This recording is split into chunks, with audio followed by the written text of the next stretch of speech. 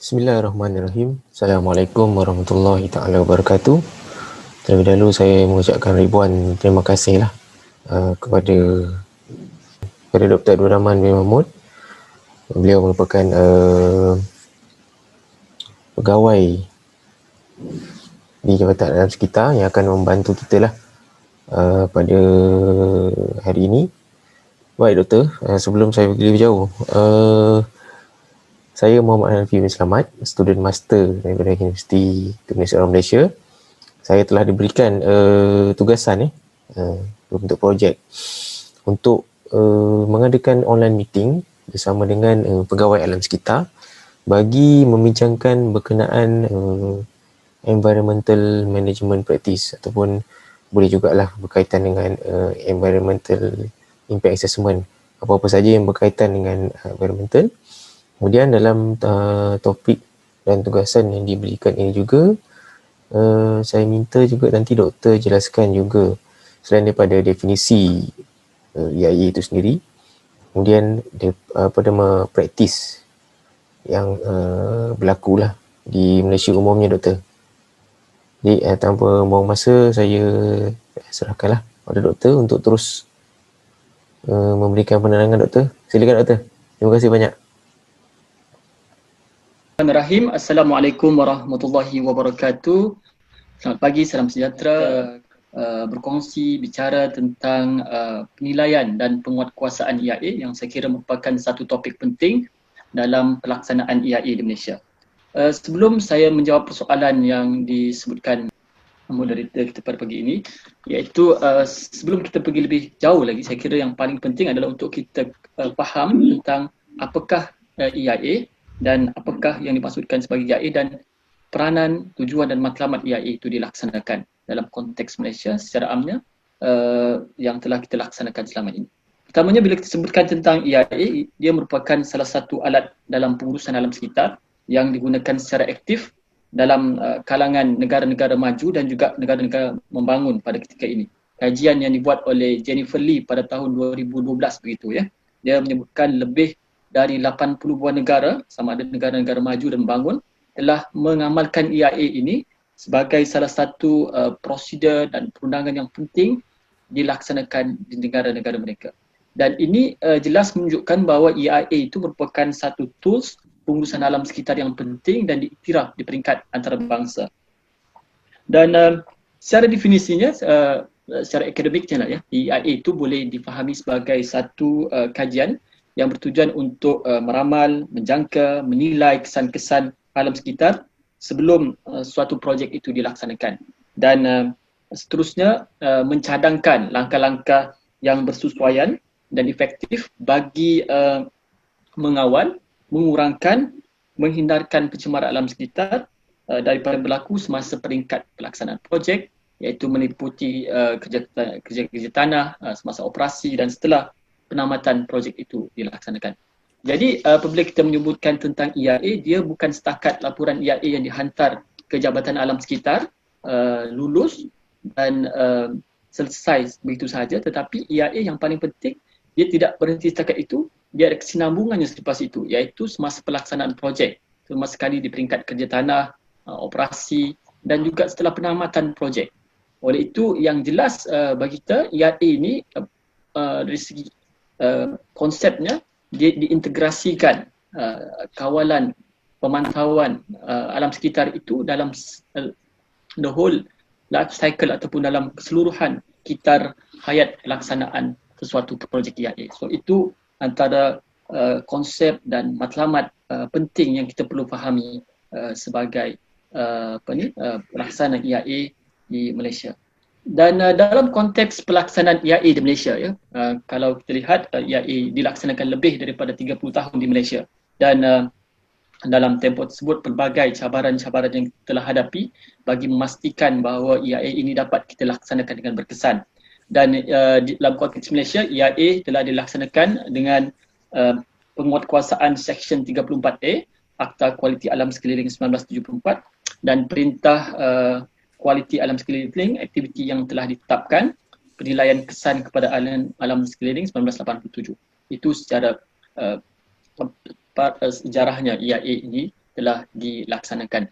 Dan apabila kita melihat tentang evolusi ataupun perkembangan EIA ini dijalankan ataupun dilaksanakan dalam konteks Malaysia ataupun negara-negara yang telah mengamalkan EIA, terdapat 3 fasa penting yang biasanya dilalui dalam konteks pelaksanaan EIA atau perkembangan EIA di sebuah negara itu, dan Malaysia tidak terkecuali dengan melalui fasa-fasa ini. Itu fasa yang fasa yang pertama kita kenali sebagai fasa pengenalan ataupun permulaan, dan fasa kedua adalah fasa pengembangan atau perkembangan EIA, dan fasa ketiga adalah fasa pemantapan dan pengukuhan EIA. So 3 fasa ini telah berlaku dan sedang berlaku dalam konteks pelaksanaan EIA di Malaysia.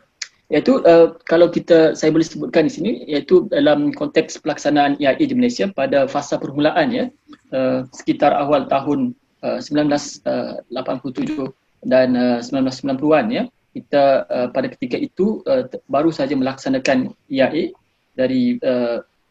dan dari segi pelaksanaan prosedur masih lagi baru, dan pada ketika itu metodologi kajian, skop-skop kajian dan garis panduan belum dapat disediakan secara komprehensif. Dan manakala dalam konteks penerimaan pemaju projek dan juga agensi-agensi kerajaan pada ketika itu masih lagi menganggap EIA itu sebagai suatu perkara yang baru dan agak kompleks untuk dilaksanakan. Itu pada peringkat awal semasa pelaksanaan EIA itu dilaksanakan. Dan fasa yang kedua ialah fasa perkembangan EIA.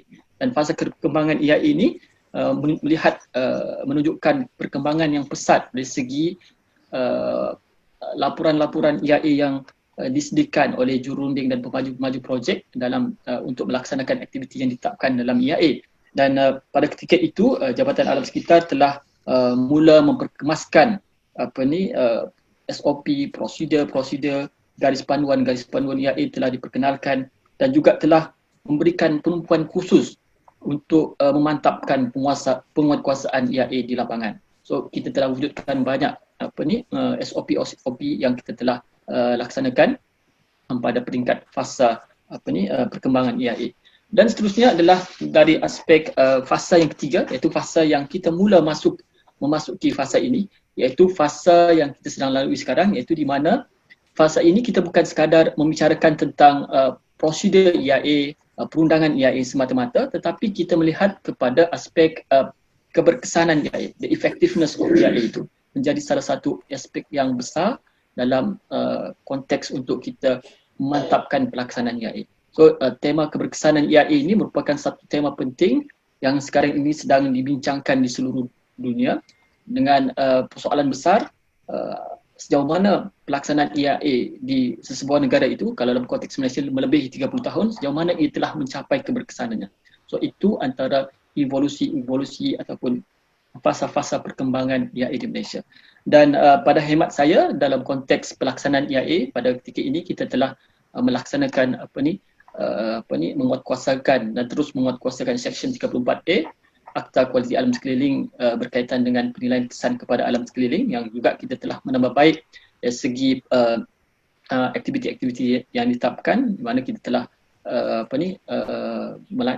telah menguatkuasakan Perintah EIA 2015 yang menggariskan 38 jenis aktiviti yang perlu menjalankan EIA, iaitu yang tertakluk di jadual 1 dan jadual kedua.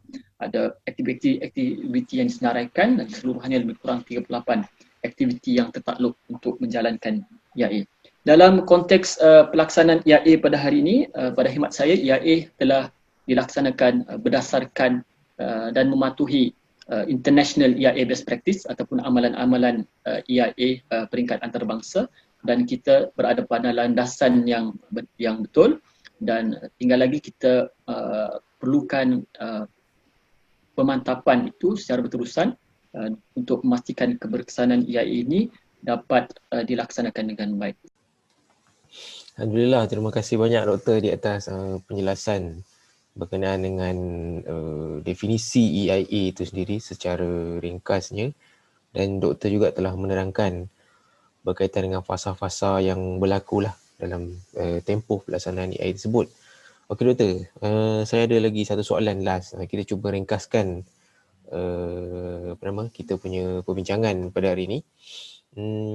supaya moga-moga kita dapat maklumat yang padat dan tepat. Memandangkan kami pun tidak mahu mengganggu masa kerja doktor.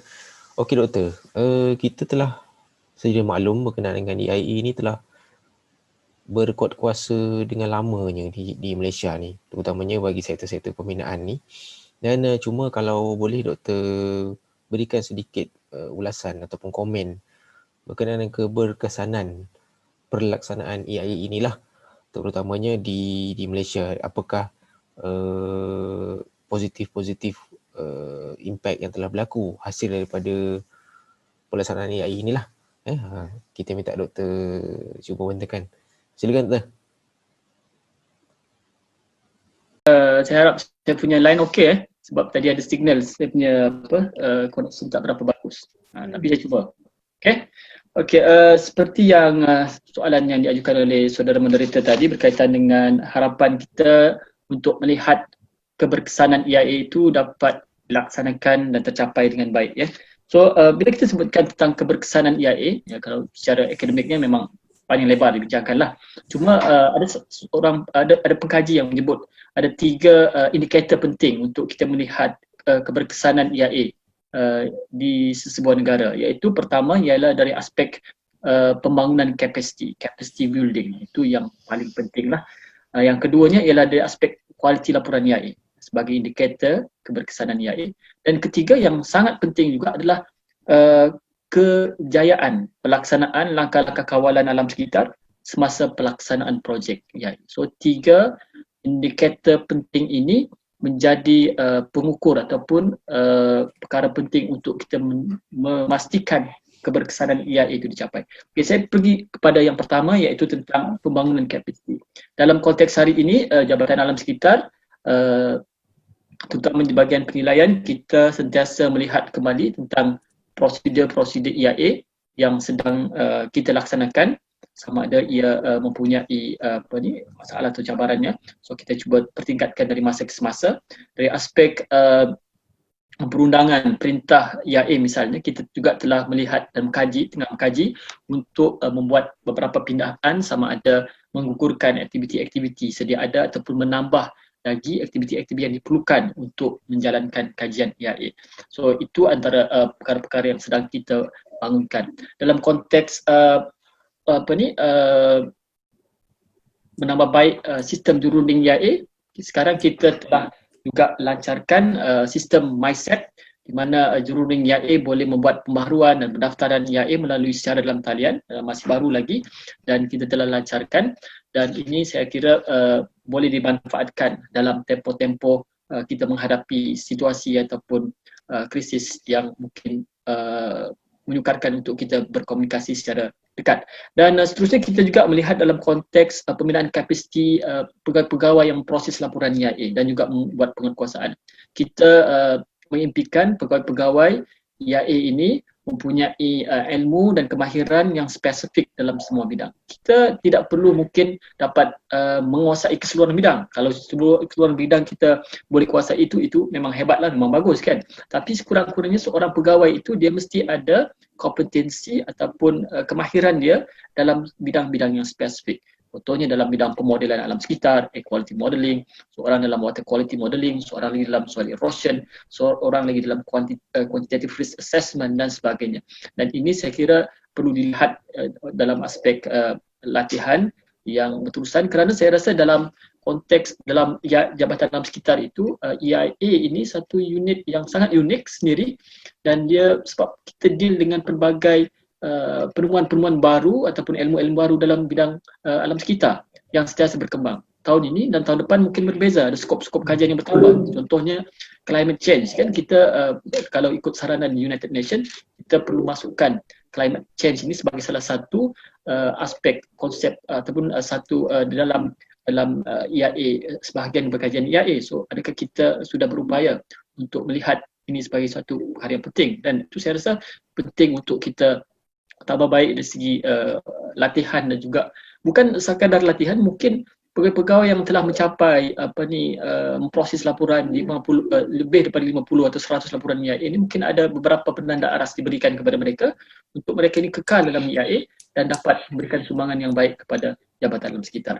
Seterusnya dalam konteks juruning IAA juga kita sentiasa bersama dengan juruning IAA untuk menambah baik modul-modul yang kita sedang sediakan, terutamanya modul-modul yang kita telah siapkan di IMAS, dan saya juga terlibat dalam juga perbincangan dalam penyediaan modul, dan itu kita akan tambah baik dan mungkin perbanyakkan lagi. Dan seterusnya dalam konteks yang paling penting juga seperti yang kita sebutkan tadi, iaitu tentang memantapkan kemahiran dalam konteks pemaju projek. Ya, pemaju projek ini perlu kita berikan tumpuan kerana mungkin perlu ada modul-modul alam sekitar ataupun pengenalan tentang IAA, macam mana IAA itu boleh mendatangkan manfaat kepada mereka. Itu saya rasa amat penting, dan bagaimana mereka dapat menjalankan pematuhan syarat-syarat kelulusan IAA dengan baik itu adalah kursus-kursus yang merasa ataupun latihan-latihan yang perlu diberikan pendedahan kepada pihak pemaju projek, dan itu dari aspek pembangunan kapasiti. Yang seterusnya dari aspek kualiti laporan IAA. Kualiti laporan IAA ini dia juga bergantung kepada faktor kemahiran juruning IAA dan juga pegawai-pegawai pengulas laporan IAA. So kita inginkan kualiti laporan IAA dapat dipertingkatkan dari masa ke semasa. So itu adalah satu perkara penting, sebab kualiti laporan IAA ataupun prosedur pengulasan laporan IAA itu perlulah lebih spesifik, lebih sistematik. Mungkin pada masa akan datang kita boleh manfaatkan artificial intelligence, contoh kan seperti Tuan Moderator sebutkan tadi, kita mungkin boleh gunakan AI untuk kita membuat analisis terhadap laporan-laporan IAA. Mungkin laporan-laporan IAA pada masa yang akan datang mungkin tidak perlu dihantar dalam bentuk hard copy yang akan berjilid-jilid dan juga beratus-ratus muka surat kan untuk kita menyemak satu persatu. So mungkin kita ada sistem secara online yang kita boleh analisis, dan ini juga dibincangkan dalam bukan di peringkat Malaysia saja tapi di peringkat global tentang bagaimana dapat kita menguruskan laporan-laporan IAA dengan baik. Dan dalam konteks jabatan alam sekitar, bila kita sebutkan laporan IAA yang dihantar kepada JAS, dia mungkin tiap tahun lebih dari 200 purata laporan IAA, 150 ke 180 laporan IAA yang diterima, itu merupakan sebenarnya data-data yang sangat penting untuk kita manfaatkan. Seperti sekarang kita bicarakan tentang big data analysis kan. So perkara-perkara ini perlu diselaraskan untuk kita gunakan ianya untuk kita merancang dan menguruskan pengurusan alam sekitar dengan lebih baik. Itu antara perkara-perkara yang mungkin harapan kita lah pada masa akan datang. Dan seterusnya yang terakhir sekali iaitu dari aspek pelaksanaan langkah-langkah kawalan alam sekitar. Ini adalah nanti kepada aktiviti penguatkuasaan yang saya sebutkan tadi, iaitu kita perlu menjalankan perubahan dari aspek penguatkuasaan IAA, dari aspek pengawasan projek-projek IAA ini dengan penggunaan teknologi drone dan sebagainya. Kita juga telah mula menggunakan drone dalam penguatkuasaan IAA dan juga pengawasan dan penyiasatan projek-projek ataupun aduan berkaitan dengan alam sekitar. Dan seperti disebutkan tadi, mungkin memang ada cabaran di peringkat awal untuk kita menjalankan contoh real data, monitoring dan sebagainya, tapi itu adalah satu langkah awal untuk kita mantapkan lagi dari masa ke semasa. Saya rasa itu sahaja tiga aspek penting yang menjadi indikator yang kalau boleh bila kita buat penambahbaikan terhadap AI, melihat kepada tiga indikator penting ini. Terima kasih banyak Doktor di atas penjelasan yang cukup jelas pada saya, cukup mantap. Segala input yang kita harapkan telah berjaya disampaikan oleh Doktor. Jadinya sebagai mengakhiri perbincangan online kita pada hari ini, saya ingin merakamkan jutaan terima kasihlah kepada Doktor dan juga semua warga kerja Jabatan Alam Sekitar kerana sudi meluangkan sedikit masa untuk memberikan input-input dan juga perkongsian ilmu berkenaan dengan environmental impact kepada kami lah, terutamanya yang telah pun diberikan tugasan berkaitan tajuk inilah. Sekali lagi Doktor, saya mengucapkan ribuan terima kasih. InsyaAllah pada medium-medium lain ada masa insyaAllah kita akan jumpa dan kita akan jemput lah untuk Doktor berikan perkongsian ilmu. Terima kasih Doktor. Assalamualaikum warahmatullahi wabarakatuh.